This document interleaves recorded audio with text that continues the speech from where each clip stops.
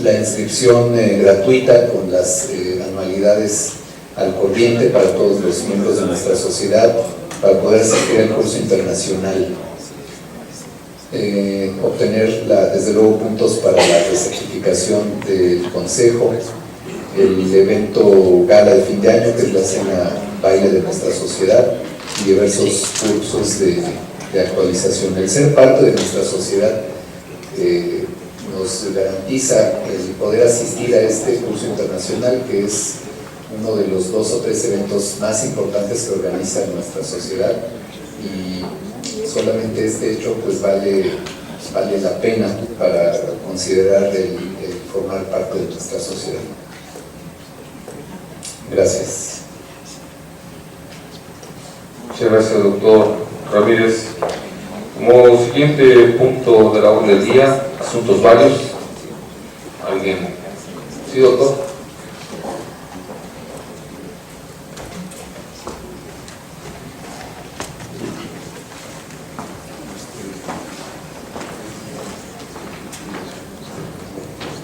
Buenas noches, soy el mayor médico cirujano Alejandro Berlín, R3 del Hospital Central Militar, y a nombre del teniente coronel médico cirujano César Gamaliel Rivera Martínez los invitamos a acudir estas fechas 18, 19 y 20 de abril a nuestro 31º curso de taller de anatomía quirúrgica de cabeza y cuello. Es un curso que, como ven, tiene muchos años ya implementándose. Anteriormente el titular era el doctor Chavira, a quien ya todos tenemos el gusto de conocer. Este año por primera vez el titular va a ser el doctor Gamaliel, que siempre ha sido titular y es excelente otorrinolaringólogo de cabeza y cuello. El costo para el curso, aquí es teórico únicamente, es de 870 pesos y el teórico práctico es de 3,190 pesos, contemplando que en estos días de 8 a 14 horas, la parte teórica va a ser llevada a cabo en el Hospital Central Militar en el aula magna, y los días 18 y 19 de abril la parte práctica en el anfiteatro del INCIFO de 15 a 18 horas. Cuenta con un total de 7 horas teóricas y 14 prácticas. Ya está en proceso la puntuación otorgada por el Consejo, aún no tenemos una respuesta, pero estimamos que va a ser de un mínimo de 12 puntos. Este es un desglose básico del programa. Y bueno, la parte que, independientemente de la parte teórica que se les ofrece a ustedes mediante las conferencias magistrales de nuestros ponentes, casi todos médicos militares, tenemos la parte práctica, que es la que más interesa, la que ustedes hacen absolutamente todo. Únicamente el ponente o el especialista va a estarlos guiando, pero ustedes son los que hacen la decisión por completo. Tenemos un cupo para 20 personas ambos días. Y el primer día nos enfocamos a la disección de la glándula parótida y la región submandibular, y el segundo día a la región tiroidea, y si hay tiempo para un poco más de disección, pues alguna otra área de cuello específicamente, con un enfoque más oncológico para que ustedes tengan la oportunidad de hacer su práctica de disección. Para cualquier información pueden comunicarse aquí al Hospital Central Militar a este número comercial, a la extensión 1527 hora de enseñanza, o aquí su servidor el teléfono particular por si requieren más informes. Muchas gracias. Gracias, doctor. ¿Algún otro punto de asunto varios que quieran tratar?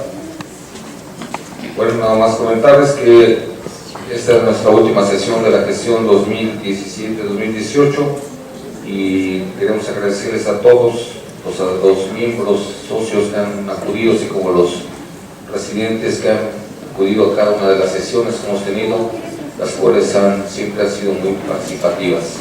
Le damos las gracias a todos por su asistencia y nos vemos próximamente. Muchas gracias. Como quinto punto de la orden del día, vamos a tener la sesión académica con el título Cirugía endoscópica en otorrinolaringología, Nuevas Fronteras, un simposio. El coordinador es el doctor Héctor de la Garza, que es el doctor de la Garza. Él está en el hospital en Los Ángeles de las Lomas. Es una persona que nos ha apoyado mucho, una persona muy participativa, y nos ha hecho el favor de hoy de presentar este simposio. Muchas gracias, doctor de la Garza, y vamos a iniciar la sesión correspondiente este mes. Muchas gracias. Muchas gracias, doctor Barrios. Muchas gracias a todos por venir. Cuando el doctor Barrios me encomendó esta sesión, pues realmente de novedades en todas las áreas de especialidad se hablan todos los días. Entonces tratamos de hacer una sesión diferente, una sesión de un área que es el sentido olvidado. Inclusive yo hago un taller previo a esta sesión que sería todo lo que es el olfato. Todos sabemos que la mayoría de los sentidos están dentro del ámbito de nuestra especialidad, pero como que el olfato lo tenemos muy olvidados, muy en segundo término, y no es de lo que veamos nosotros totalmente, y nuestros pacientes se acuerdan de él cuando les falta. Aquí vamos a tener la oportunidad de tener a tres joyas de la especialidad: la doctora Perusini, que ya viene de Caracas, Venezuela, y es la coordinadora docente del posgrado de otorrinología del Hospital Militar de Caracas, Venezuela, y es una persona que le ha dedicado prácticamente toda su vida profesional a lo que es enfermedades del olfato. Tenemos a la doctora Marité Palma, que todos conocidos, que ella es adscrita del Servicio de Neurotología del Instituto Nacional de Neurología, un lugar de concentración nacional, que nos va a platicar un poquito de lo que es el tratamiento integral de las rememoraciones de subolfatorio. Y finalmente va a cerrar este evento el doctor Salomón Geisel, que nos va a hablar. Él es realmente el único centro de olfato que existe en México, es el centro de olfato que está en el hospital ABC, ¿sí? Y él le ha echado muchas ganas a este centro, a pesar de que no siempre es fácil ser un departamento como este dentro de un área de neurociencias. Sí, va a cerrar con lo que serían las actualidades de manejo en los trastornos del olfato. Entonces quiero pedirle a la doctora Perusini que comenzara con su plática sobre el diagnóstico precoz de enfermedades degenerativas del sistema nervioso central. Este trabajo que yo lo oí hace algunos años en Corea, ¿sí? Y realmente llama la atención la forma, la metodología científica que viene atrás de ella y el esfuerzo que hace la doctora por llevarlo a cabo. Muchas gracias. Gracias, doctora. Buenas noches, gracias a la Sociedad Mexicana de Otorrinolaringología, al doctor de la Garza, por haberme invitado a compartir con ustedes un poco la experiencia en el campo de la investigación de las enfermedades neurodegenerativas. Yo soy otorrinolaringólogo, pero como bien le dice el doctor, llevo muchos años desde que me gradué, estudiando todo lo que son los trastornos del olfato, del gusto, y nos adentramos en las enfermedades neurodegenerativas.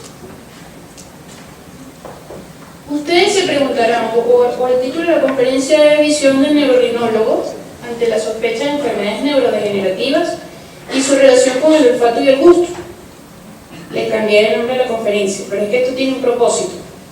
La consulta del neurorrinólogo es completamente diferente a la consulta del neurólogo y la consulta del otorrino. Les quiero presentar la metodología que he diseñado para poder evaluar y llegar al diagnóstico precoz de la patología, en base a nuestra experiencia. Entonces, si ustedes buscan por internet qué es neurorrinología, no lo van a conseguir. Les va a aparecer probablemente neuroradiología. Este es un término acuñado por mí, en el cual yo lo que pretendo es pasar el limbo de lo que hacemos los otorrinos y de lo que hacen los neurólogos en ese campo tan un poco difuso y borroso como lo son las enfermedades neurodegenerativas y todas aquellas cosas que aún no sabemos y estamos por descubrir. Quiero presentarles para que ustedes vean cómo es el típico paciente referido a la unidad de neurorrinología, que es una unidad creada en donde recibimos pacientes referidos de neuropsicólogos, de neurólogos, de otros otorrinos. El mismo servicio tiene una unidad de rinología y ahí filtramos los pacientes y pasan a esta unidad que es especial. El interrogatorio, todo es completamente diferente. Entonces les voy a mostrar un paciente típico referido a la consulta. Por favor, quiero que se fijen en la forma de hablar del paciente y en los gestos y en los movimientos. ¿Qué edad tiene? 78 años. ¿Su fecha de nacimiento? 26 de 39. Véale las manos. Militar toda mi vida. ¿Qué fuerza Armada. de la Armada? Cuéntame por qué viene a la consulta. Vine a la consulta muy exclusivamente porque no tenía olfato, no tenía nada. Pasaba cualquier cosa, tenía que ser algo muy fuerte y muy leve, lo agarraba. Pero últimamente, nada. Hay unos que vienen referidos con trastornos neurocognitivos. La ficha de historia. Va a colocar aquí su nombre, apellido, sexo, nivel socioeconómico. El paciente tiene un temblor. Por eso es que yo me acerco para que me llene la historia, porque tampoco hago habitualmente, eso depende del paciente. Entonces, él tiene un temblor en las manos. Característicamente, el paciente con temblor de la enfermedad de Parkinson es diferente a un paciente con temblor esencial. Los pacientes con enfermedad de Parkinson comienzan con temblores de una mano, luego la pierna, luego la otra mano, luego la otra pierna. La escritura también es diferente y eso es lo que estoy evaluando acá. Lo otro típico del paciente es la pérdida de la memoria. O sea, simultáneamente, sí. ¿Usted se fijó si la pérdida del olfato estaba relacionada a la pérdida de la memoria o a la aparición de esos síntomas en el movimiento? No. Esto ocurrió cuando yo sufrí una Aquí muchos pacientes, sobre todo de este grupo etario, divagan, entonces ellos atribuyen la pérdida a momentos que no tienen realmente que ver y ahí es donde uno debe ser acucioso. No era el adecuado. Yo salí pesando 54 kilos. ¿Ese trastorno del movimiento cuándo comenzó? Hay que llevar al paciente al interrogatorio. Hermano, hace más o menos en el 94 lo tenía, pero yo no era tan bueno como lo tengo. ¿Y la pérdida de la memoria? Yo quiero que se fijen ahora en otra cosa que hace el paciente, que es típica de la consulta. ¿Qué piensa él? ¿Se le olvidan las cosas? Más o menos. Más o menos qué. A veces estoy pensando en algo y estamos hablando de algo y de repente interrumpo y pierdo la noción. ¿Ha perdido la noción de dónde está? Ahorita no. ¿Se le olvidan las cosas de su pasado? No, porque yo lo único que recuerdo. Fíjense ahí, ¿ves? La habilidad afectiva. Entonces, la consulta del neurorrinólogo pues tiene que evaluar no solamente la parte de otorrino, el paciente tiene trastorno del movimiento, pérdida de memoria, la habilidad afectiva. Esta es la historia de neurorrinología. Fíjense la letra del paciente, se las coloco más grande. El trazado típico de un paciente con enfermedad de Parkinson es un trazado micrográfico. Por lo tanto, muy probablemente este paciente tampoco tiene el típico cuentadedo, ni la rigidez de la cara y algunas otras cosas que nos hablarían del Parkinson. Tiene trastorno del movimiento, pero no, quizás no es un paciente típico de enfermedad de Parkinson, porque su trazado en la escritura no es micrográfico. Entonces le hacemos la evaluación endoscópica. En la evaluación endoscópica no se observó pues absolutamente nada que nos llamara la atención de ese paciente. Se le hacen los tests. Nosotros hacemos 2 tests en el departamento, los que estaban en el taller anteriormente pues los pudieron ver. Este es el test de Connecticut con el test del gusto. El paciente reportó hiposmia severa, se le hizo el test de Doty, reportó hiposmia grave. Se le hace el test del gusto. Pues usted puede preguntarle a muchos pacientes si tienen trastorno del gusto y alguno le va a decir que no, que todos los sabores los tiene bien y que todo lo identifica bien. Pero entonces cuando usted hace el test, evidencia el problema del paciente, como en este caso.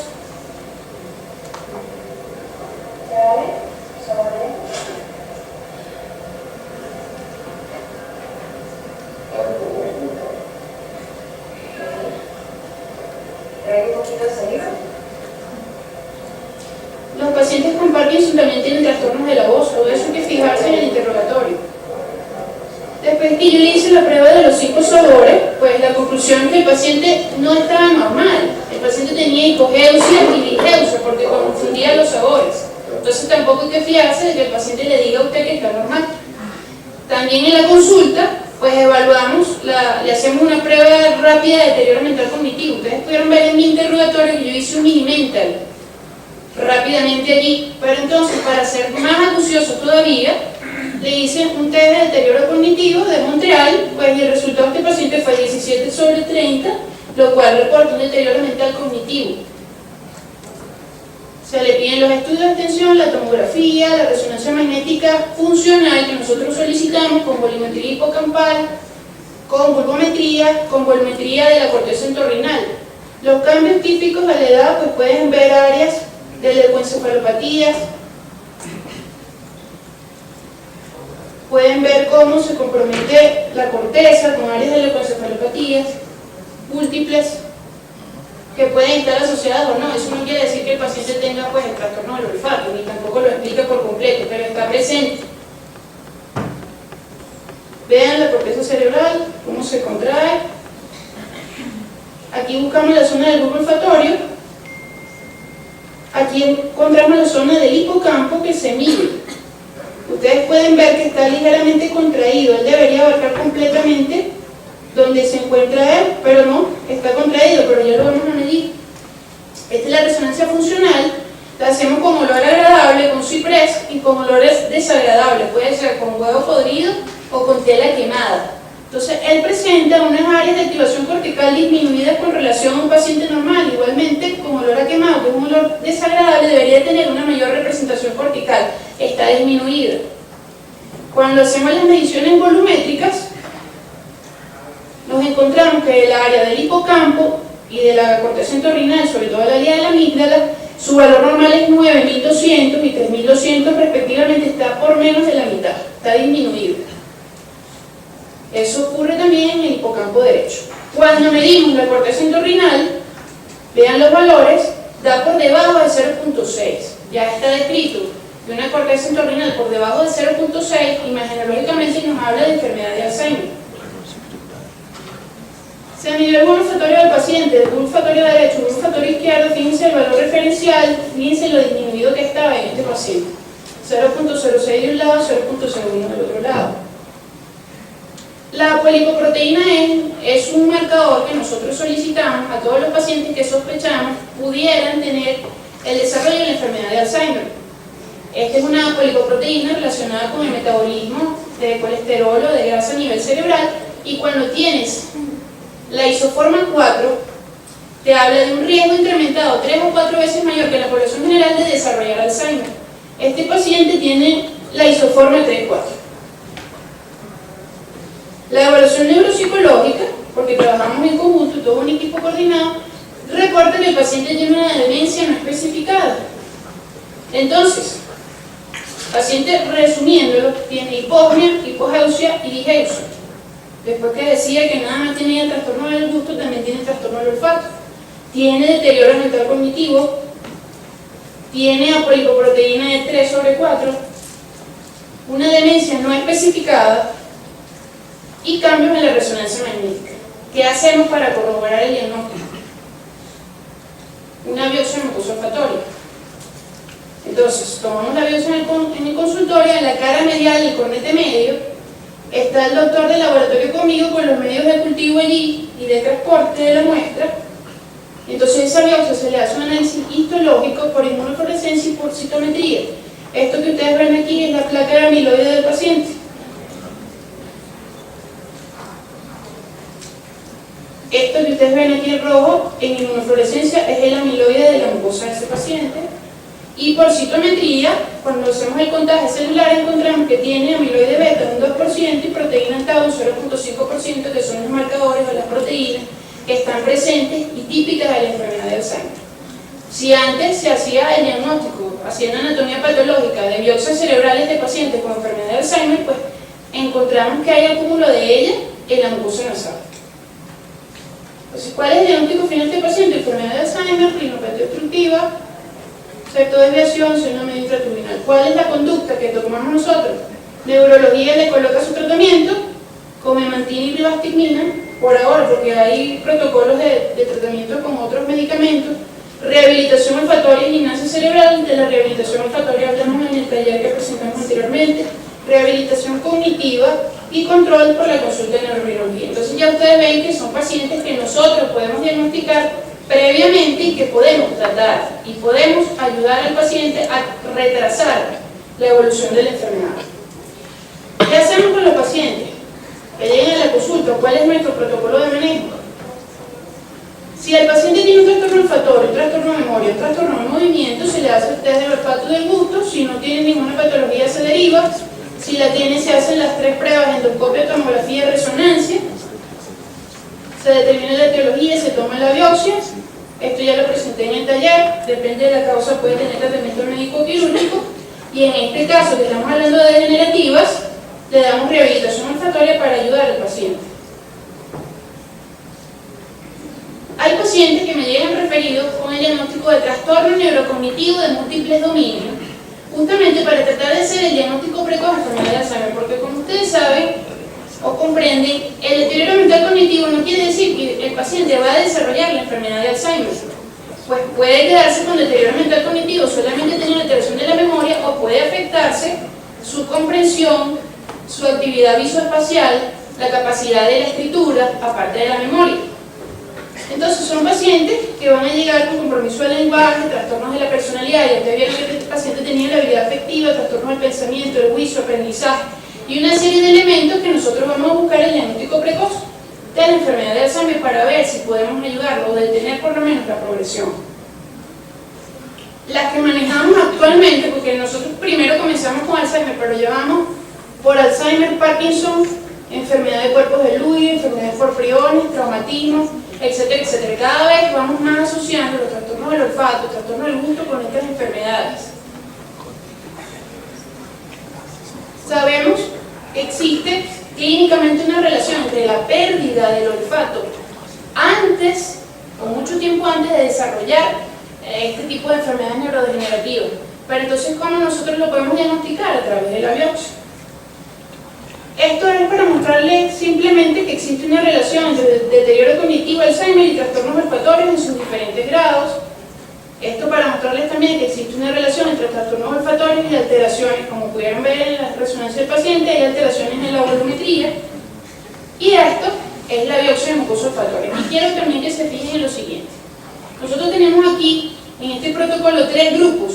Un grupo control, que tiene trastorno del olfato, un grupo con deterioro cognitivo y un grupo con enfermedad de Alzheimer. Esto que ustedes ven en el centro es el explante de tejido que tomo yo de la biopsia y lo llevo a cápsula de Petri y allí le colocamos medios de cultivo. Esto es un paciente con enfermedad de Alzheimer. Esto que sale aquí son células estromales mesenquimales de la mucosa olfatoria. No ocupan todo el campo, son células que normalmente tienen una arquitectura alargada. Estas células no tienen la arquitectura típica y no abarcan todo el campo microscópico. Un paciente con deterioro cognitivo pudiera parecerse un paciente normal en donde abarca todo el campo microscópico, de manera tal que el crecimiento de los desplantes de tejido es completamente diferente de un paciente normal a un paciente con enfermedad de Alzheimer. Estos son los resultados citométricos cuando utilizamos los marcadores por inmunistoquímica. Nestina y GFAP son factores de crecimiento nervioso, progenitores neurales. Y del fenotipo mesenquimal CD90 y CD54 están disminuidos en los pacientes con enfermedad de Alzheimer en relación a los pacientes que son controles. Si nosotros comenzamos estudiando deterioro cognitivo, enfermedad de Alzheimer, ahora ya lo asociamos con enfermedad de Parkinson. Ya el grupo cada vez va en aumento. Estos son todos los laboratorios, todas las evaluaciones que hacemos antes de llegar a la biopsia, y ahora determinamos amiloide, que es la proteína típica del Alzheimer, pero también estamos determinando alfa-sinucleína, que es la proteína típica que se puede presentar en el Parkinson. Estos son los últimos resultados de una biopsia mucosa olfatoria de otro paciente con Parkinson. También tenemos alfa-sinucleína presente en la mucosa olfatoria. Parece un algo más llamativo, y ya con esto quiero terminar y quiero dejarles la inquietud. Fíjense en esto. El primer diagnóstico de paciente con enfermedad de Alzheimer lo hice en alguien de 45 años de edad que fue a la consulta porque tenía vértigo y quería un reposo. Y de la consulta, buscando y buscando, porque la actitud no era normal, se le olvidaba lo que yo le preguntaba, salió con una proteína amiloide presente en la mucosa olfatoria y con tratamiento para la enfermedad de Alzheimer. Ahora fíjense en esto. Aquí tenemos un paciente con hiposmia que no tiene la prueba del gusto alterada, tiene deterioro mental cognitivo, la colicoproteína E no parece incrementar el riesgo de Alzheimer, y estos marcadores. Tiene los ácidos neurofibrilares, que es típica de degeneración nerviosa, proteína tau, que es típico de Alzheimer, y alfa-sinucleína, que es típico de Parkinson. Aunque también existen las alfa-sinucleopatías en donde el Alzheimer y el Parkinson están allí. Entonces él tiene las 3. Tiene Parkinson, tiene Alzheimer, tiene los 2 que tiene. Pero más todavía, que es lo que nosotros nos tiene pensando, es esto.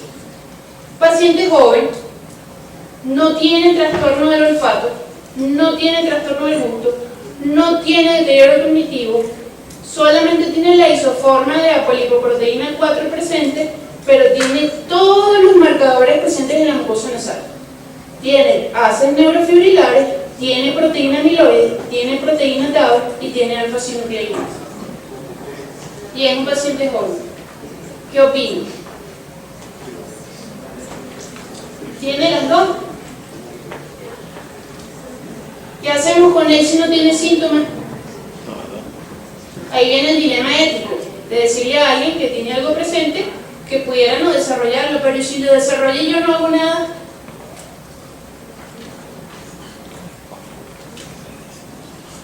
Ahí se los dejo. Entonces, para concluir, las mucosas olfatorias pueden depositarse precozmente proteínas que pueden conllevar a futuro desarrollo de enfermedades neurodegenerativas como Parkinson, Alzheimer, inclusive antes de que aparezcan los síntomas olfativos, gustativos, de memoria o de movimiento.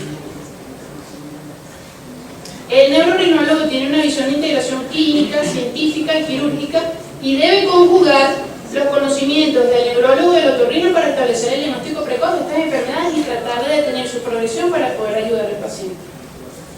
Existe en Venezuela una fundación que creé justamente para poder completar el pagarle los estudios a los pacientes porque son muy costosos, los anticuerpos son costosos, pero pues gracias a esta fundación hemos podido continuar con nuestras investigaciones. Ahí hay algún material, algunas publicaciones que hemos hecho, y esto pues para presentarles el curso de ampliación en neurorrinología que estamos haciendo en Venezuela. No solamente es la parte clínica, sino que también tenemos protocolos de investigación con células madre de mucosa olfatoria para reparación septal. Y este es el equipo de residentes del departamento. Por su atención, gracias.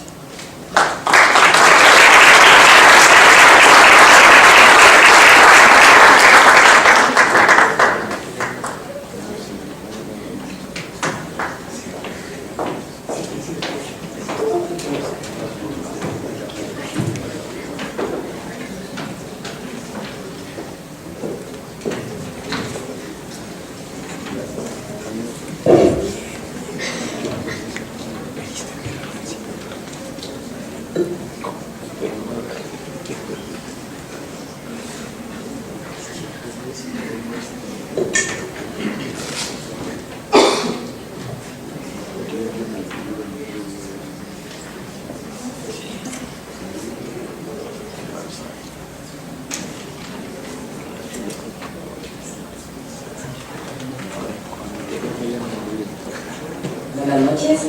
Bueno, yo les voy a hablar un poquito del tratamiento integral de las tumoraciones del surco olfatorio y también de base cráneo anterior, que son las tumoraciones que generalmente nos afectan ya sea primariamente o secundariamente también este sentido. Bueno, ¿cuáles son las neoplasias que podemos encontrar en este sitio? Pues los meningiomas, los schwannomas, ahorita vamos a hablar específicamente, los schwannomas, aunque tenemos el nervio olfatorio, raramente se originan en el nervio olfatorio de los schwannomas, sino en fibras en la mucosa nasal que pueden dar el origen a estas tumoraciones y no necesariamente tiene que ser a través de un nervio. Los neuroblastoma, el carcinoma neuroendocrino, que a veces es difícil diferenciar en estas dos entidades y necesitamos en la inmunohistoquímica y algunos marcadores para poder tener la diferenciación. El carcinoma epidermoide de senos paranasales, que en ocasiones, sobre todo el hemoidal, lo podemos encontrar ya con afección intracraneal antes que darnos algún otro síntoma como es la obstrucción nasal. El hemangioparicitoma es de las neoplasias vasculares que podemos encontrar en estos sitios de los senos paranasales y que específicamente en la base del cráneo anterior es la única de las neoplasias vasculares importantes que podemos encontrar, y otros son los sarcomas. Más raros, pero también hemos encontrado algunos casos como el sarcoma de Ewing en esta localización. Es muy importante el diagnóstico siempre, la historia clínica, y pensar, porque si nosotros no pensamos en que pudiera existir una tumoración, no la vamos a buscar y vamos a tener el error hasta en el estudio de imagen. Es importante la historia clínica, aunque venga el paciente por obstrucción, sobre todo cuando sospechamos de alguna neoplasia como pudiera ser un schwannoma o un meningioma, siempre preguntar cómo empezó. y tratar de que el paciente recuerde, porque generalmente vienen o por epistaxis o vienen por obstrucción nasal, pero el origen de los síntomas pudo haber sido otro. Después de la historia clínica es muy importante la exploración y preguntar siempre si hay alguna alteración neurológica. Las más frecuentes que encontramos son alteraciones de la conducta. Encontramos ahí varios síndromes frontales que podemos ver por compresión, hiposmia, anosmia, cefalea, inclusive es de los principales síntomas que encontramos, y crisis convulsivas.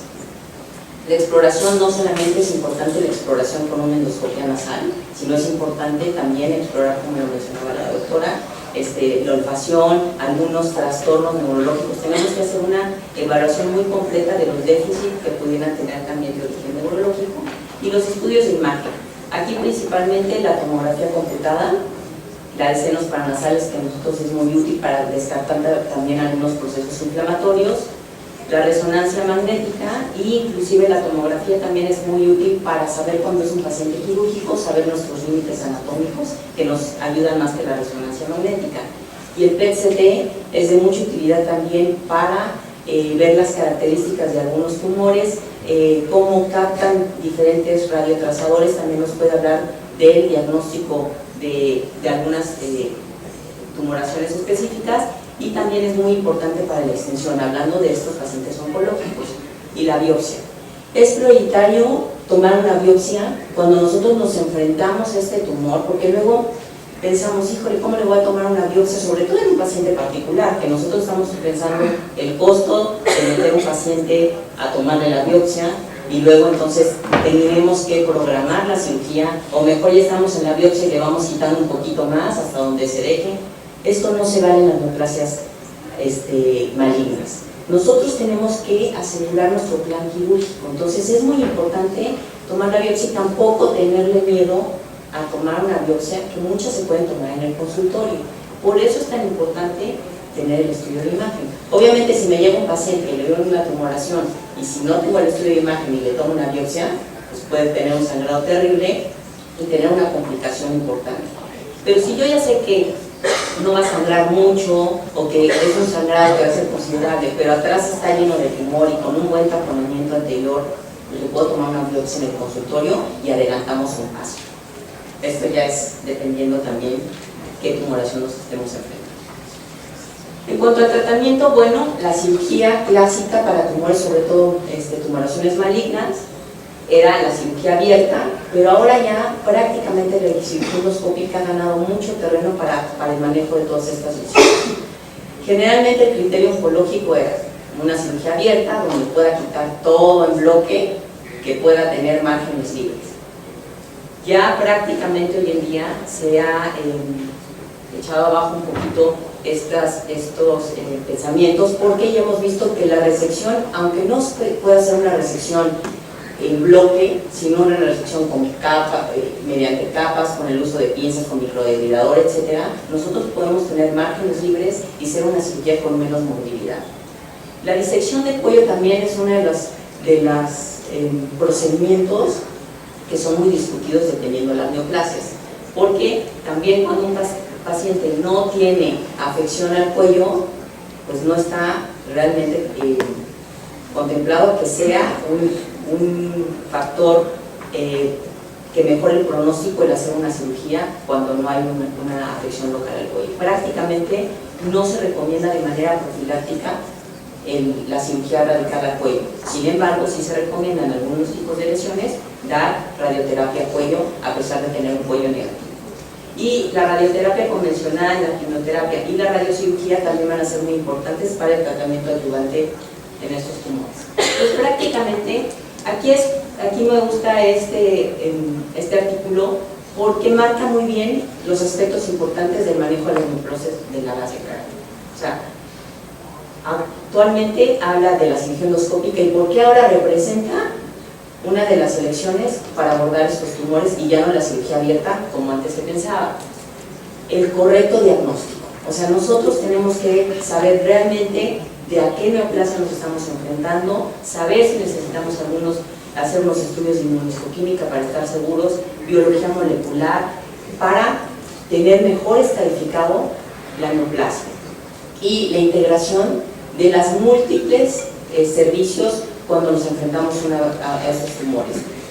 Tenemos que haber la cooperación de todos los médicos, tanto neurocirujanos como el otorrino, con especialidad en base de cráneo, como también muchas veces el neurofisiólogo, etcétera, el oncólogo, el neurooncólogo, que es muy importante también para el uso de la quimioterapia, y los tratamientos que ahora se utilizan, que es radioterapia, quimioterapia previa, cirugía, después radioterapia convencional o radioterapia con radioterapia estereotáctica.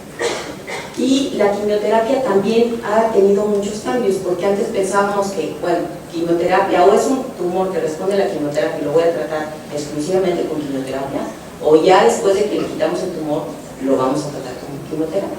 Y no, ahora muchas de las neoplasias, dependiendo de la estadificación, como ahorita vamos a ver en el siguiente caso, que es un estetosoneuroblastoma, en estos tumores necesitamos saber primero la clasificación. Por eso es tan importante la biopsia, porque son pacientes que en estadios avanzados, primero es quimioterapia, luego cirugía y luego radioterapia, y se van invirtiendo dependiendo de la extensión y la clasificación.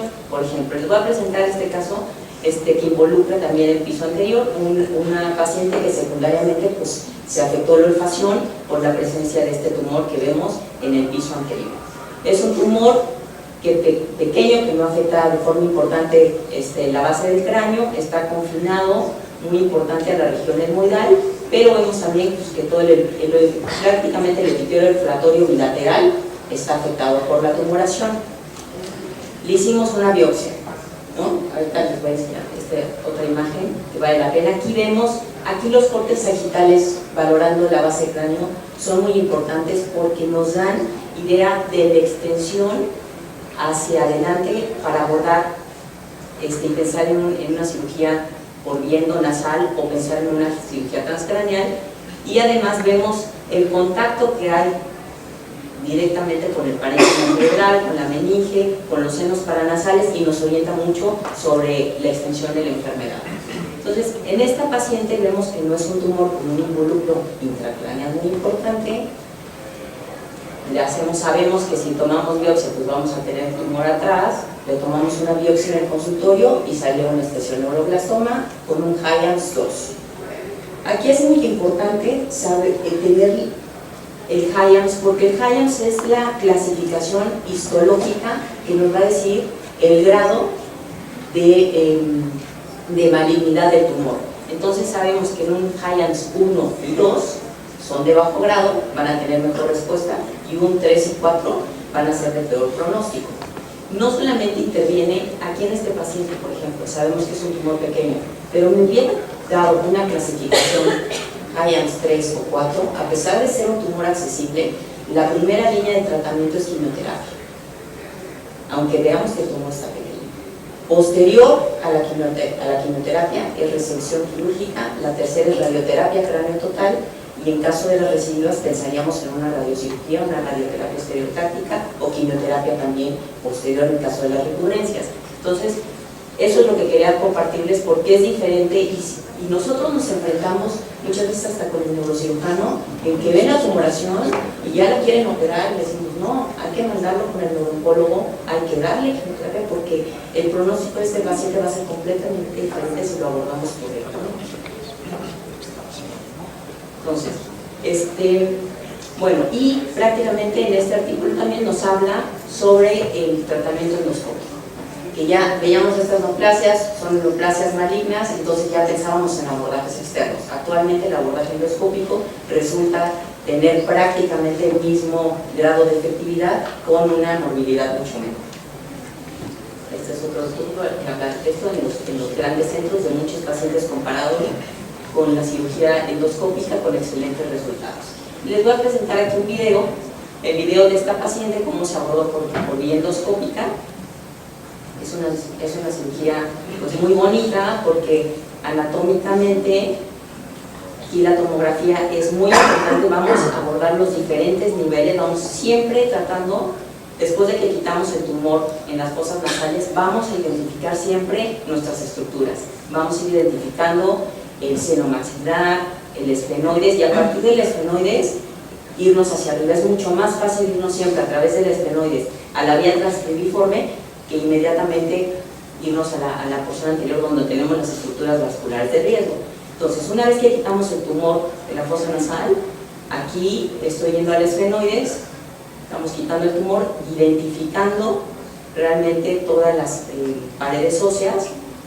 Nos seguimos hacia arriba, hacia el seno frontal. Aquí es donde vamos a tener importantes sangrados, nos empiezan pues, a sangrar, ya sabemos las etmoidales. Hay que tratar de coagularlas, siempre utilizando en estos momentos de la cirugía el cauterio bipolar y no el monopolar. Aquí estamos del lado izquierdo, entonces identificamos también las estructuras, parte del cornete, y vamos quitando la tumoración que estaba en la porción posterior, y identificamos inmediatamente el maxilar para que podamos tener nuestra relación con la órbita y también con el seno esfenoidal.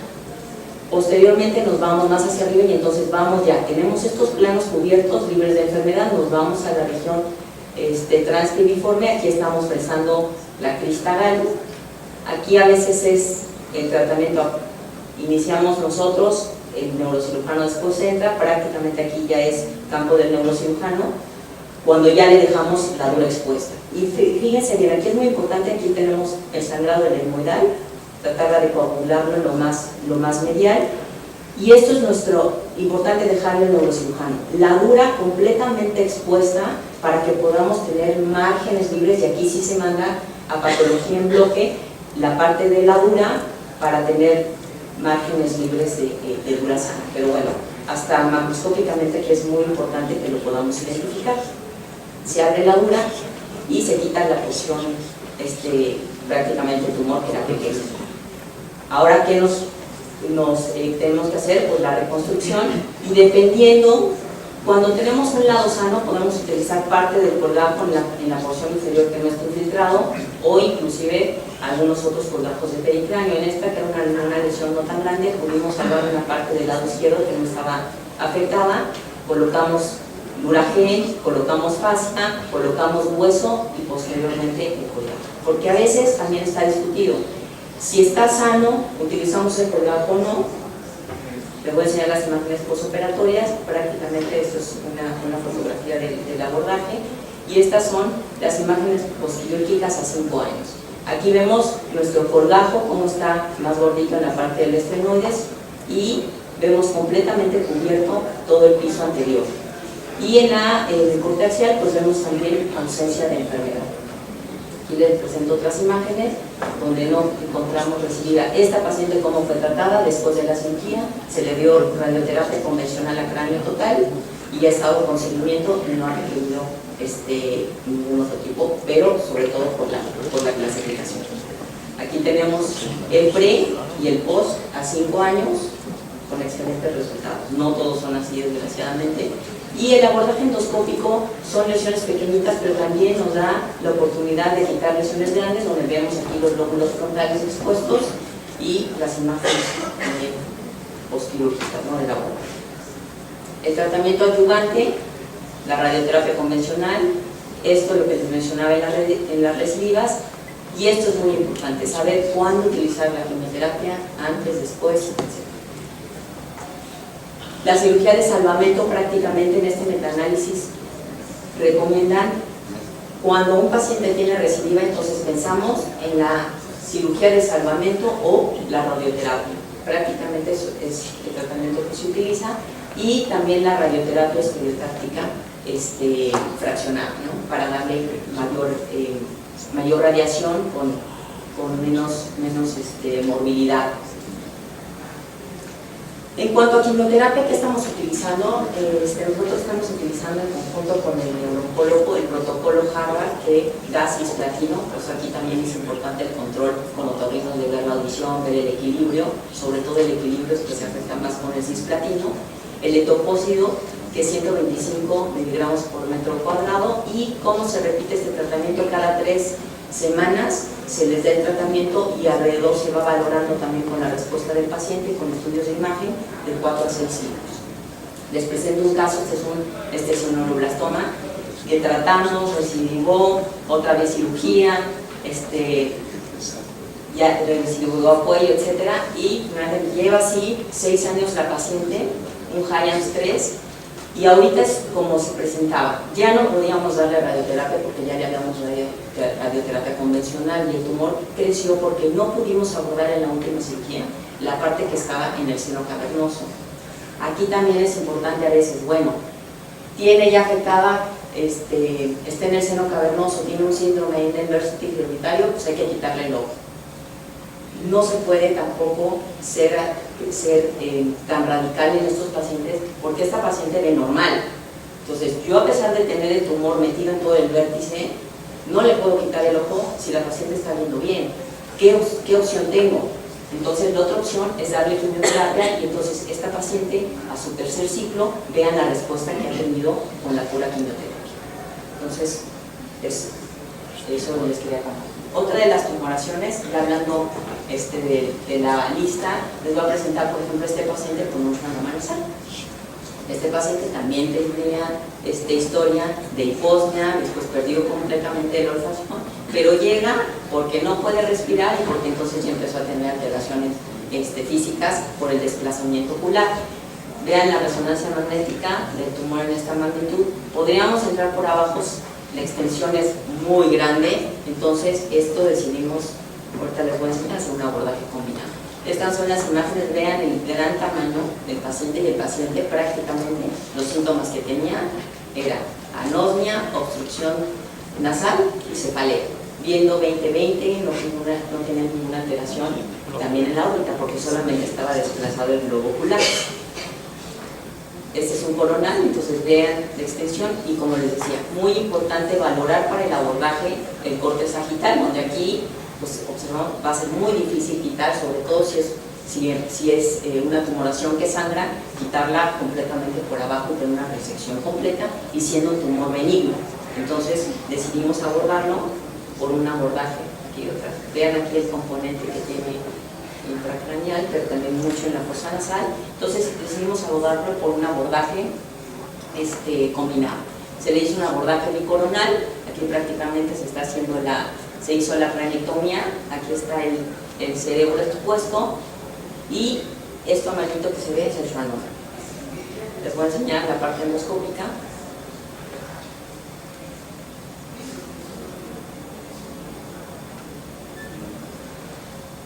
El tumor prácticamente ocupando toda la fosa nasal. Entonces, aquí lo que utilizamos, igual el tratamiento habitual, como si fuera un schwannoma en otro lugar, es quitar todo, detumorarlos, a quitar todo el centro de la tumoración para ir viendo los límites, y es una tumoración, pues, pero si es un sangrado, que vean aquí es constante. Aquí está trabajando el neurocirujano por arriba y nosotros estamos trabajando por abajo para tratar de quitar la lesión completa. ¿Por qué? Porque había unas zonas donde era difícil sacarlo, y también por el sangrado mejor de arriba pues ir empujando un poquito la lesión por abajo y sacarla en bloques más grandes, ¿no? Donde sabíamos que no había estructuras vasculares porque el neurocirujano tiene arriba todo el control vascular. Entonces así fue como abordamos este paciente. Vean, vamos a ver cómo sale gran parte de la tumoración a través de la nariz. Entonces no se quedó completo, localizamos, entonces ya quitamos el tumor, entonces ahora vamos a localizar bien. Aquí estamos en el seno esfenoidal, vemos que estaba erosionada parte de la glándula hipófisis, quitamos, vamos reconociendo también, aquí vemos el seno maxilar, lo dejamos permeable para no tener una sinusitis secundaria, y posteriormente el cierre que se hizo tanto por arriba como por abajo, y logramos tener para que el paciente muy buenos resultados sin fístula. Aquí colocamos el colágeno nasal, que nos sirve también como una doble capa, y le tuvimos que colocar, yo sigo utilizando las ondas porque los taponamientos, quitarlos, una vez se me ocurrió meter a un paciente y ponerle taponamientos y le tuve que anestesiar porque no le podía quitar el taponamiento por el dolor, ¿no? Entonces las ondas es muy fácil y tenemos una compresión perfecta sobre la plastía. Esta es otra cosa también de las plastillas. Bueno, como lo reconstruimos en un orificio muy grande, entonces pues decidimos utilizar una placa de titanio. Pero la experiencia con las placas de titanio es que si uno utiliza la placa normal, siempre acaba exponiéndose la placa y es más riesgo de infección, también más riesgo de fístula. Entonces, lo que estamos haciendo es pues, cubrirla, porque el colgajo nasoseptal no iba a cubrir todo por abajo, y finalmente se llega a encoger un poco ese colgajo y se va a exponer la placa. Entonces, la estamos cubriendo completamente de pericráneo o de fascia, de temporal, lo que ustedes quieran, y entonces ya queda cubierta por abajo sin riesgo de que se obstruya, y hemos tenido mejores resultados sin riesgo de obstrucción. Y estas son las imágenes posquirúrgicas inmediatas.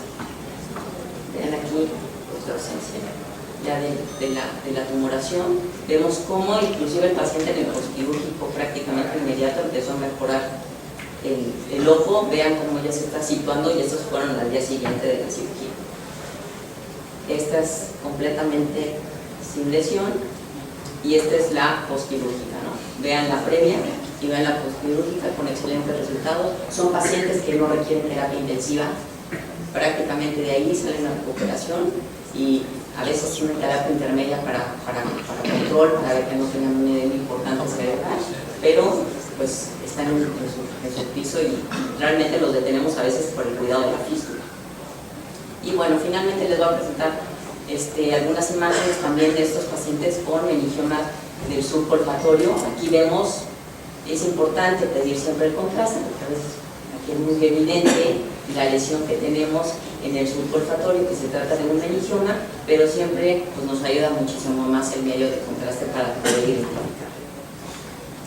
Vemos aquí una lesión muy importante que se encuentra en el meningioma, y que estas lesiones depende también del grupo de trabajo. A veces se deciden abordar por cirugía endoscópica o también por cirugía craneofacial, y pueden tener los dos excelentes resultados. Este paciente fue abordado por una cirugía endoscópica. Vean aquí, obviamente son las imágenes de que pues, no tiene el septum, porque fue una septictomía muy amplia para llegar a la porción superior, pero vemos la ausencia de la enfermedad. Estas son las imágenes donde vemos ya prácticamente pues, que no hay enfermedad, y la imagen pre y la imagen post, ¿no? Con muy buenos resultados. Sin embargo, pues ahorita este caso que les voy a enseñar también fue abordado por vía craneofacial y transcraneal, y con muy buenos resultados. Este caso, para finalizar, se los quería mostrar porque esta es una paciente con rinitis alérgica que había tenido cuadros de rinosinusitis y anosmia. Entonces, fue valorado por otorrinolaringología. Tenía un poquito, sí, la rinitis alérgica, tenía aquí un engrosamiento, unos pequeños quistecitos en el piso del maxilar, pero nosotros pedimos una tomografía, y si no le tenemos una inflamatoria, bueno, creemos que a lo mejor por la alergia, por la rinorrea, puede estar cursando con alteraciones de la olfacción. Muy bien, pero si no se resuelve, aquí no es que nosotros pensemos que tiene un tumor de forma inmediata, no, pero si no se resuelve, pues hay que pensar que tiene otra cosa. Y si nosotros no pedimos el estudio específico, pues nunca lo vamos a encontrar. Esta paciente fue operada, o sea, estas son las primeras imágenes, fue operada, le hicieron una turbinoplastía, se quitaron prácticamente estos quistecitos, pero pues aquí no vemos nada. Ni siquiera en esta tomografía, haciendo esta reconstrucción especial como para el parénquima, no vemos ninguna lesión. Aquí tampoco vemos ninguna lesión. Entonces, no nos sentimos culpables, pues yo cuando la vi no tenía nada, ¿no? Pero si hacemos una tomografía específica de cráneo, pues le vamos a ver que pues la anomia que tiene la señora es por otra causa, y es un tumor de muy grande tamaño, ¿no? Entonces, esta señora se operó, pues no mejoró, ya no le hizo caso, dijo pues es mi rinitis alérgica, hasta que empieza a debutar con cefaleas y alteraciones conductuales importantes. Entonces, se hace un estudio complementario de resonancia magnética, y aquí es la pelota, ¿no? Entonces, esto es importante porque de primera entrada no valoramos el estudio de imagen, pero si un paciente no se resuelve, pues hay que buscar. Y pues tenía un meningioma muy grande, por las dimensiones se abordó por vía transcraneal, y estas son las imágenes posquirúrgicas. La paciente también al día siguiente sin ninguna complicación, resolviéndose completamente la tumoración. Entonces, este es el pre y este es el post, pero tenemos que tener el estudio específico, si no, no lo vamos a encontrar a pesar de tener un estudio de una. Y que quisiera yo, ya para terminar nada más, concluir que muy importante va a ser entonces el diagnóstico, pensar siempre en considerar la biopsia para tratar de estratificar la lesión y ir formando un grupo de especialistas que podamos manejar mejor estas neoplasias. Es muy importante la comunicación con el patólogo, la comunicación con el neuroradiólogo, la comunicación con el neurooncólogo, para que vayamos tratando mucho mejor todos estos tipos de neoplasias. Muchas gracias.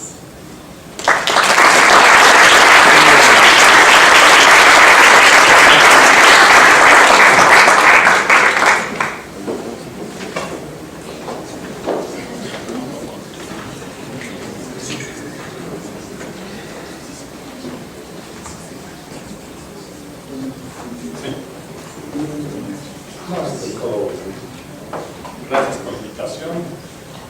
¿Cómo están? Tenemos sobrevivientes de las 5 de la tarde, o ya 6 sobrevivientes de las 5. Van a dar puntos extra del consejo por estar toda la tarde aquí con nosotros. La idea es la siguiente, gracias.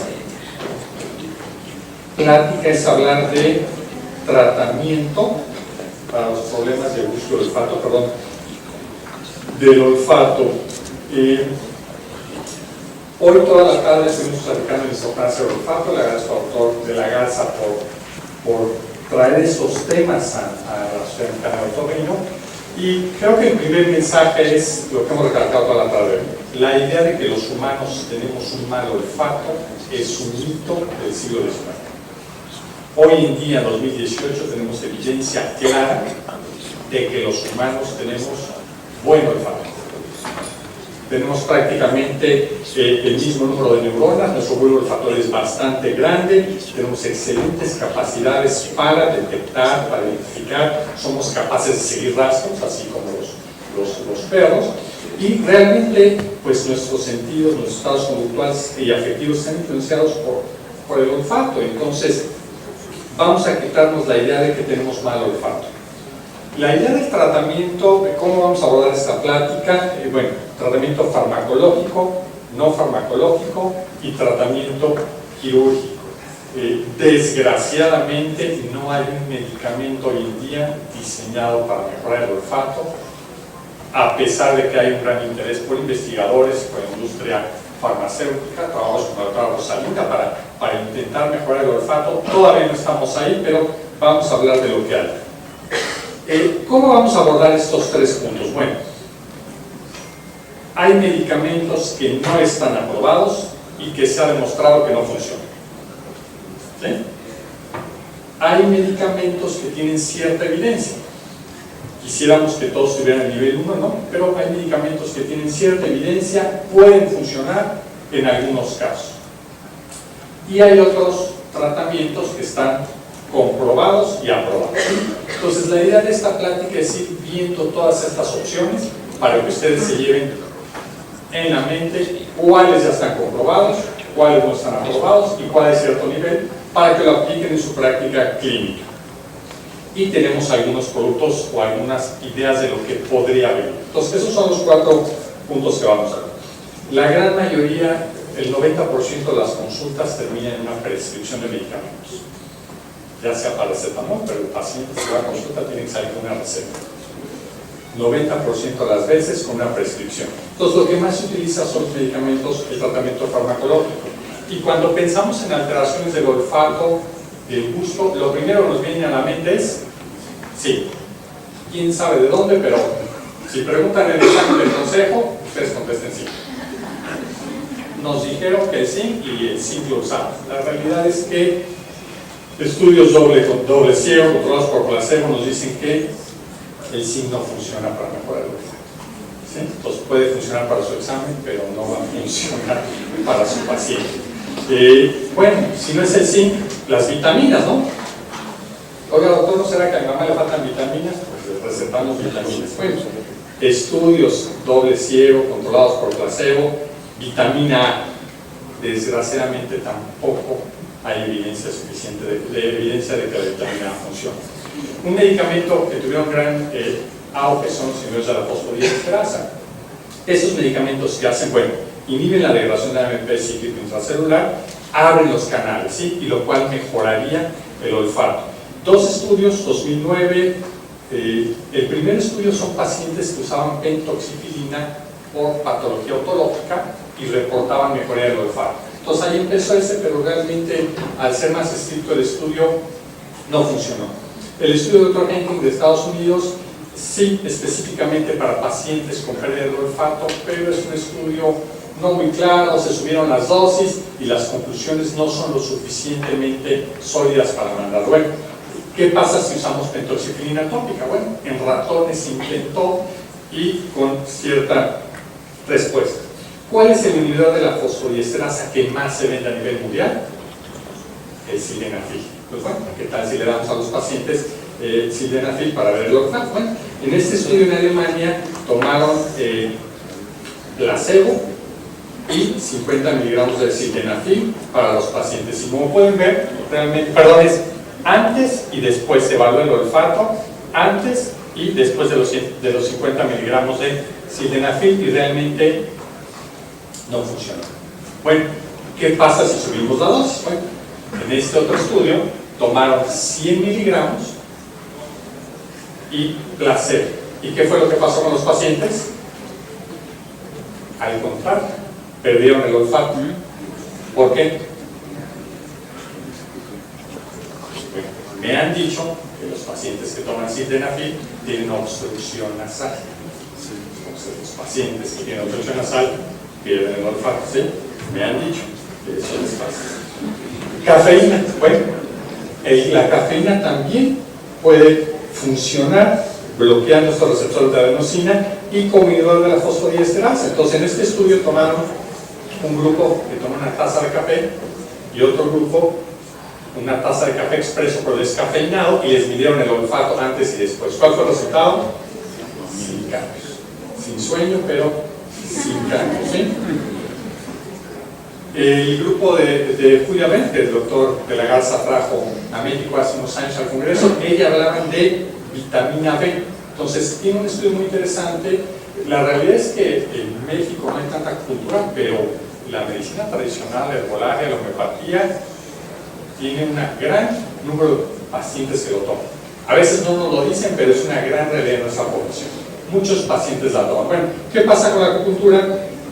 Ella tomó 15 pacientes, a un grupo les dieron complejo B y a otro grupo les dieron acupuntura tradicional china.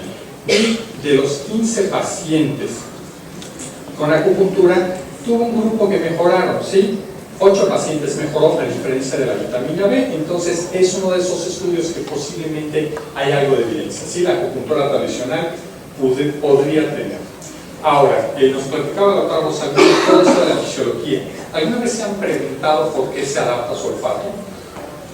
Sabemos cómo se adapta nuestra audición, pero entran a la tienda de chocolates o van a la tienda de Soy Totalmente y les ponen a ver, y pasan y al ratito están llenos de perfume y ya no huele nada. No sé si alguno de ustedes, espero que no, tenga esos aparatitos que ponen en el coche, en el ventilador. ¿Sí los han visto cómo ponen ahí con un aroma? O compran velitas para poner en la noche de aroma. Nos adaptamos y no lo van a seguir percibiendo a pesar de que lo tengan en su ventilador del coche del aire acondicionado. Bueno, una de las teorías de esta adaptación es por el calcio. El influjo de calcio dentro de estas cuerdas nasales hace que nos adaptemos. Bueno, ¿qué pasa si usamos un amortiguador o bloqueamos este calcio? Podemos mejorar el olfato de los pacientes, y de eso se trata este estudio de Immunology de 2016, donde le aplican a los pacientes una solución con citrato de sodio intranasal. La idea es que este citrato de sodio evite la inhibición de esos canales de calcio y los pacientes mejoran algo el olfato. Entonces, es una idea de fisiología. A veces se nos olvida la fisiología, queremos que el de laboratorio nos diga, usted le dé esta pastilla, oye, ¿cómo se toman? Una vez al día, tal pastilla, y se nos olvida la fisiología, y es la base de estos estudios. En México tenemos una pandemia de obesidad. Entonces, hay mucho acerca del efecto. Hay receptores para la insulina en el sistema nervioso central, y el bulbo olfatorio es para el sistema nervioso central. Entonces, había teorías. Este es un estudio de 2013 de una revista de endocrinología y metabolismo, donde hablaban de le ponemos insulina intranasal al paciente, podremos bajarle el apetito, podemos controlar el apetito si le bajamos el olfato. Y esa era la teoría de ese estudio, y lo demostraron, ¿sí? Que al momento de administrar insulina intranasal a estos pacientes, se disminuye su función olfatoria.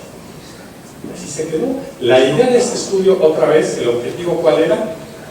Disminuir el apetito en los pacientes. Si yo le pongo insulina intranasal y en el sistema nervioso central tenemos receptores para insulina, a ver si el paciente va a comer menos. Bueno, un estudio de Rhinology 2015 lo empezaron a ver de otra manera. Sí, ¿qué pasaba al administrar insulina a los pacientes con pérdida de olfato independientemente de su índice de masa corporal, obesidad? Y sorprendentemente vieron en ese estudio piloto que después de administrarle 40 unidades de insulina o una solución de placebo, los pacientes que les administraban insulina mejoraba su función olfatoria. Entonces, de ahí partió, y ese es un estudio que acaba de salir del Otolaryngologic Neck Surgery de marzo del 2018, donde tienen este estudio doble ciego, controlado, aleatorizado, 38 pacientes con hiposmia, y hacen dos grupos. Un grupo, un gelfan por vía endoscópica, lo ponen cerca del surco olfatorio, cornete medio, cornete superior, y otro grupo le ponen gelfan, y el procedimiento se hace 2 veces por semana, no hay complicaciones, y hacen la prueba de butanol, la prueba, como señora doctora Rosalinda, de butanol. ¿Y cuál fue el resultado? Lo más importante, no hay complicaciones, no hay efectos secundarios, pero el grupo de intervención de reducción de la insulina mejoró la puntuación en esta prueba de conecto. Entonces, como que hay medicamentos que estamos tomando, que están tomando de otros campos para encontrar. En la tarde preguntaban del ácido alfa-lipoico, y sí, este es un estudio. ¿Cuál es el problema o por qué no hay evidencia al 100%? Es difícil, este es un estudio prospectivo, pero es muy difícil hacer estudios en estos pacientes, doble ciego, randomizado, es complejo. Entonces son estudios solamente prospectivos, pero el ácido alfa-lipoico, una antioxidante que se utiliza en la neuropatía diabética, está publicado desde el 2009, que ayuda a los pacientes que perdieron el olfato con pérdida olfatoria posibilidad, que es la causa número 1, la causa número 1 que vamos a ver nosotros en nuestra consulta. Entonces está como esos estudios de medio con cierta evidencia. Todos hemos dado esteroides. La realidad es que lo primero que le recetamos al paciente son esteroides. Si no se cura o tiene tuberculosis, es un linfoma, pero a todo lo demás los esteroides lo mejor. Entonces, ¿cuál es la realidad de los esteroides? Bueno, los esteroides están indicados única y exclusivamente si su paciente tiene rinosinusitis crónica con pólipos o esta rinitis crónica. Si no, para el resto de las causas de pérdida olfatoria no están indicados. Si creen que es otra causa, no tiene caso dar el medicamento. No está comprobado, no hay eficiencia y sabemos que tiene efectos secundarios importantes.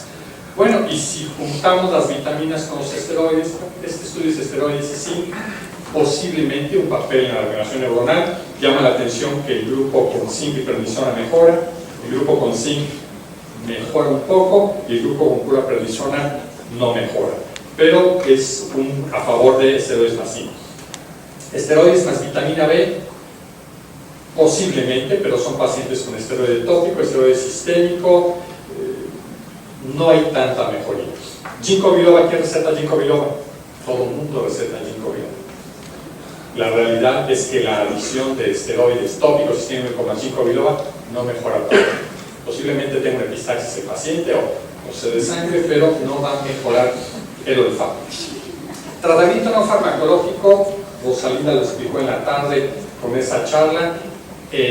Los efectos del entrenamiento olfatorio. Realmente, esta es la publicación de la endoscopia del 2009 que ella nos enseñaba. Yo llevo años diciendo a los pacientes que lo hagan. Y alguna vez me dijo uno de los grandes maestros de otorrino, Salomón, ¿tú crees que funciona? Mi doctor, yo no sé si funciona, pero es barato, no tiene efectos secundarios y el paciente está contento. ¿Por qué? Porque el paciente siente que está haciendo algo por él. Si el paciente entra a su consultorio y le dicen, ¿qué cree? No hay nada que hacer por usted, se va a enojar, se va a ir molesto, se va a ir triste y va a buscar una segunda opinión. donde alguien le diga que cree, yo lo voy a operar. Sí. Y ese es el bueno, porque es el que hizo algo, aunque ya sabía que no podía. Entonces yo por eso llevo años haciendo la terapia olfatoria, el paciente se siente bien porque la está haciendo.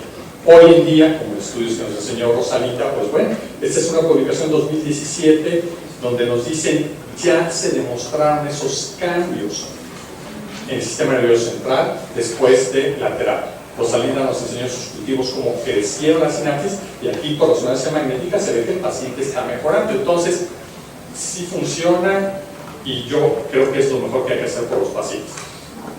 Pero somos cirujanos y nos gusta operar. Tratamiento quirúrgico, bueno, mucho cuidado. ¿A qué paciente le van a proponer que va a mejorar el olfato cuando se opere? Tengan mucho cuidado. Pacientes con rinosinusitis crónica, con los sin pólipos, pues sí, para tratar la patología hay extensas vías de manejo médico y quirúrgico de la rinosinusitis crónica. No propongan, no le digan al paciente que lo van a operar para mejorar el olfato. ¿Por qué? Porque la cirugía por lo general mejora el olfato, pero no es un tratamiento diseñado para eso, ¿sí? ¿Qué pasa con la función olfatoria después de la cirugía? Bueno, este es un estudio de pacientes de septumplastia y pacientes de senos paranasales, la gran mayoría no hay cambio, algunos se pierde la función, hay que tener cuidado, pero en el grupo de pacientes que se operan de senos paranasales, la puntuación mejoró del olfato después, a diferencia de los septumplastia, que hacer una septumplastia al paciente no le va a mejorar el olfato. Esto nos lleva a la pregunta que se hizo el doctor Janikowski. Bueno, ¿puede un cirujano predecir? ¿Le va a mejorar el olfato? Yo, viendo el caso, le puedo proponer a mi paciente, bueno, creo que usted sí puede mejorar el olfato o no. ¿Qué pensarían ustedes? Tengo un paciente con rinosinusitis crónica con pólipos y lo voy a operar. Oiga, doctor, ¿y mi olfato? ¿Usted cree que mejora o no cree que mejora? Pues de creer. Pero hay factores, podemos predecir. ¿Qué pensaría? Pues entre más pólipos, y si se los quita, pues va a mejorar, ¿no? Grado de poliposis. 2, algo muy científico, la histología, el fenotipo. Suena muy elegante, ¿no? Dependiendo de la histología de sus pólipos, de si va a mejorar o no va a mejorar el olfato. La realidad es que no. ¿Cuál fue el factor predictivo? Ni la histología, ni si le quito o no le quito los pólipos del corredor olfatorio, como se llama. ¿Cuál fue? Ojo, si su paciente tiene muchas cirugías previas, la posibilidad de que mejore el olfato es muy baja. ¿Sí? Entonces, es un factor que puede dar a su paciente. Hay otros artículos que hablan de otros factores. Por ejemplo, aquí dice, ¿puedo tener un factor predictivo? Bueno, pacientes femeninos con muchos pólipos, intolerancia a la aspirina es un factor positivo. Impacto negativo, duración. Si el paciente lleva 10 años que perdió el olfato, mejor bien operados, mejoró el SNOT y mejoró la escala, pero hay que tener esa consideración por el olfato. Somos cirujanos y nos gusta estar operando. Entonces, este es un paréntesis, 2-3 diapositivas. Consideraciones preoperatorias. Si no quieren que su paciente pierda el olfato en la cirugía, ¿qué hay que hacer? Bueno, hay que tener una disección meticulosa, resección cuidadosa de los pólipos y más esos pólipos que están mediados al cornete. Yo siempre le digo a mis residentes, ¿cuál es el pólipo más peligroso? El último que quitas, porque se lo quitas y te sangró y tienes que terminar la cirugía. Entonces le digo, ¿cuál es el consejo? Quédense en el penúltimo, ¿sí? Quiten el penúltimo y no vayan a quitar ese último. Eso aplica aquí. Si ustedes jalan ahí, desgarran una zona que sangra mucho, jalamos la mucosa, sangra y el paciente puede perder el olfato. Bueno, no sé si ustedes quiten o no quiten los cornetes, o a veces quitan los cornetes, a veces nos quitan los cornetes. Bueno, ¿qué pasa si yo quito los cornetes con el olfato del paciente? Resección de cornetes medios sin cambios. ¿Ok? Puedo quitar el cornete medio si creo que necesito hacer más espacio para la terapia tópica y no va a perder el olfato del paciente. Y en este estudio dicen, bueno, le quitaron los 2 cornetes medios y mejoró. ¿Cuánto se puede hacer eso cuando ven a su paciente y se ve así? Si su paciente se ve así y le quitan los cornetes y hace una cavidad amplia, va a mejorar el olfato. No se va a perder, sino va a mejorar. Y somos más intrépidos y vamos avanzando. Este es un abordaje al seno esfenoidal que normalmente quitamos la porción inferior del cornete superior y sabemos que ahí hay fibras olfatorias. Bueno, ¿qué va a pasar? Bueno, si hacemos una buena resección de esa porción inferior del cornete superior, no hay problema con el olfato. Los abordajes a la base de cráneo. Bueno, este es un abordaje a la hipófisis. Yo tengo un pequeño cauterio monopolar de titanio que me gusta con ese hacer el colgajo. El doctor Carrao nos dijo, si quieres que no se pierda el olfato, deja 1 centímetro, ¿sí? Y yo usaba ese cauterio. Y después nos dijo, no, si quieren que no se pierda el olfato, no usen el cauterio en esa zona. El inferior sí lo pueden hacer con cauterio y el anterior, pero el superior háganlo con tijeras o con bisturí. Entonces, este es otro paciente en el cual, pues dije, vamos a hacerle caso al profesor Carrao, vamos a hacer con un disector, pero ¿qué pasa? No sangra. Al no hacer con el cauterio nos empieza a sangrar, y cuando nos empieza a sangrar en esa zona, ¿qué hacemos? Pues metemos el cauterio. ¿Y cómo se ve el campo cuando metemos el cauterio? Todo lleno de humo, todo quema. Entonces, es ventajas de no hacer otro cauterio, pero a veces si le quemamos fuerte, y ahí puede perder el olfato. Otros casos, si usamos el microdebridador, también nos sangra mucho y queremos meter el cauterio y se pierde el olfato. Por último, ¿qué hay de nuevo? Sí hay interés en la industria y hay interés de muchos investigadores de desarrollar nuevas terapias. La doctora Pedrosini ya nos estimuló a que nos hagamos neurorinólogos, bueno, lleva años diciéndonos que nos pongamos a estudiar qué son estas células madre. Bueno, estas células madre son estas células que tienen la capacidad de replicarse y ser pluripotenciales. Bueno, no es nuevo, me da mucha pena, pero si ven la fecha dice 1998, tiene 20 años que investigadores, ese es el doctor Goldstein que está en Miami, que ya hablaba de esto. Hay células olfatorias multipotenciales progenitoras que pueden dar neuronas y tejido de sostén. Por eso la idea de utilizarlas para preparar perforaciones dentales, otras patologías.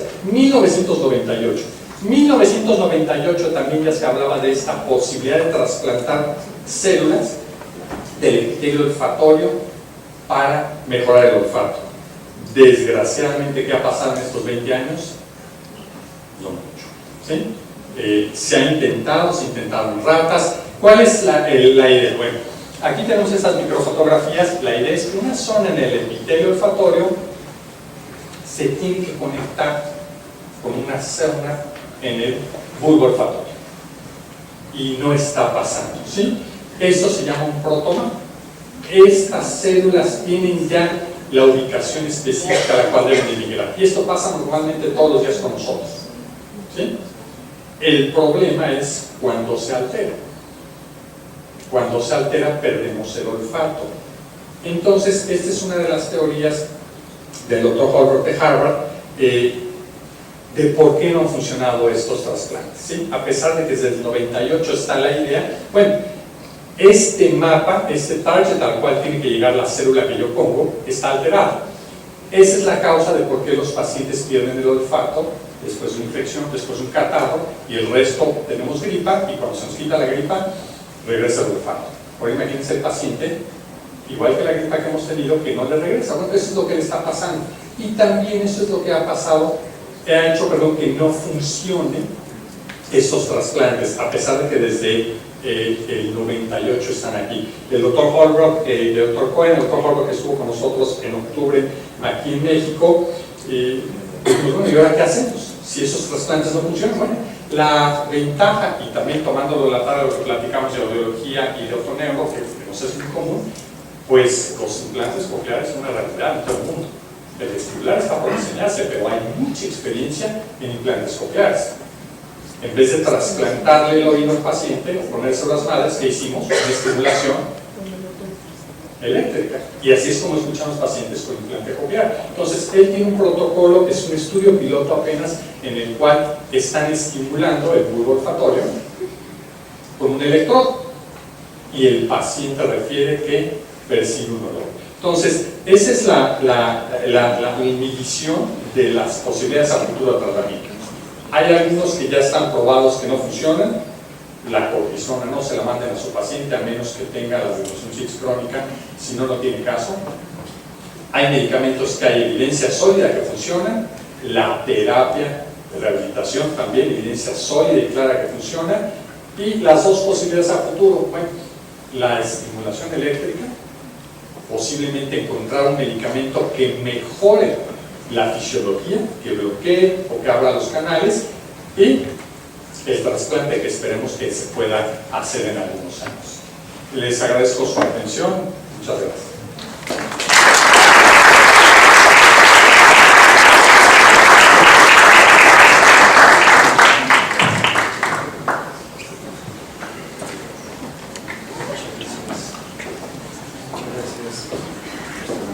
Muchas gracias a Rosalinda, a Salomón y a Marité. Creo que todos aprendimos mucho en esta sesión.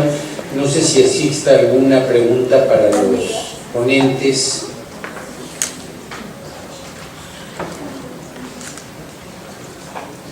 Bueno, no hay una pregunta. Pues muchísimas gracias por su atención. Creo que todos aprendimos mucho y estamos muy agradecidos con los tres. Muchas gracias.